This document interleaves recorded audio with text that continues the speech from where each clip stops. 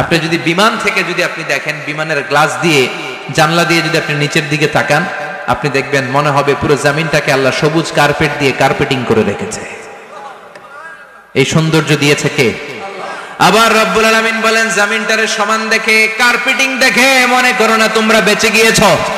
আমার দেয়া বিধান আমার জমিনে যদি কায়েম করতে না পারো, এই কার্পেটিং করা জমিনের ভেতরে আযাব আছে না নাই?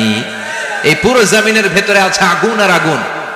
আগ্নেয়গিরির অগ্নুৎপাত জ্বালামুখে বিস্ফোরণ করে দিয়ে গোটা বিশ্বটারে মুহূর্তে মেসাকার করে দিতে পারে কে? এজন্য আল্লাহ ডেকে বললেন, গোলাম আমিনতুম মান ফিস সামাই আন ইয়াখসিফা বিকুমুল আরদা ফাইযা হিয়া তামুর। তোমরা কি ভেবেছো নাকি বেঁচে যাবা?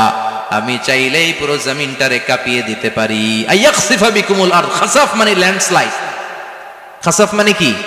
ল্যান্ডস্লাইড, ভূমিধস, ভূকম্পন, আর্থকোয়েক আছে না নাই? বাংলাদেশে তো ভূমিকম্প হয় না, না টের পাইছেন? মাঝে মাঝে মাঝরাতে হয় না, 3টার দিকে নিজেই দৌড় দিব না বাচ্চারা লইয়া দৌড় দিব, লুঙ্গি পইরা দৌড় দিব না লুঙ্গি ছাড়া দৌড়াম, কথা কর। এই ভূমিকম্প আছে না নাই?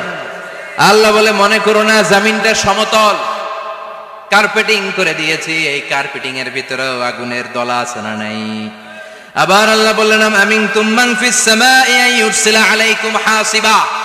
নিচে যেমনি কার্পেটিং করা জমিনের ভেতরে অগ্নুৎপাত রেখে দিয়েছি, মাথার উপর থেকে আযাব দেওয়ার সুযোগ আছে না নাই? চাইলে আল্লাহ অগ্নি বৃষ্টি দিতে পারে, আগুন বৃষ্টি দিতে পারে, ঠান্ডার বজ্রপাত দিতে পারে। আপনারা লূত আলাইহিস সালামের কওমের নাম শুনেছেন?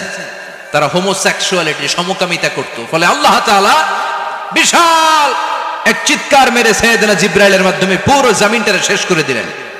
ফাজআলনা আলিয়াহা সাফিলাহা ওয়া আমতারনা আলাইহিম হিজারাতাম মিন সিজিল। তাদের অপকর্মের কারণে জর্ডানের ওই এলাকাটাকে আল্লাহ বললেন, জিবরাইল এলাকাটারে হাতে তুলে নে, আকাশের উপরে তুলে পুরো এলাকা সহ মানুষ সহ জমিনের মধ্যে গেড়ে দে। জমিনের নিচের মাটি উপরে নিয়ে গেল কে? উপরের মাটি নিচে নিয়ে গেল কে?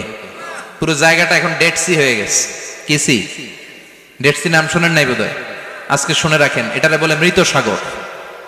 এটা গজবের জায়গা, ওখানে মানুষও ডুবে না। লবণের ডেনসিটি, সল্টের ডেনসিটি এত হাই, এই পানির মধ্যে এত গজব, এর মধ্যে কোনো মাছ জন্মায় না, চিংড়ি জন্মায় না, কাঁকড়া জন্মায় না, ব্যাং হয় না, শ্যাওলা হয় না, কিচ্ছু বাঁচে না। এটা গজবের জায়গা, চিল্লায় বলেন।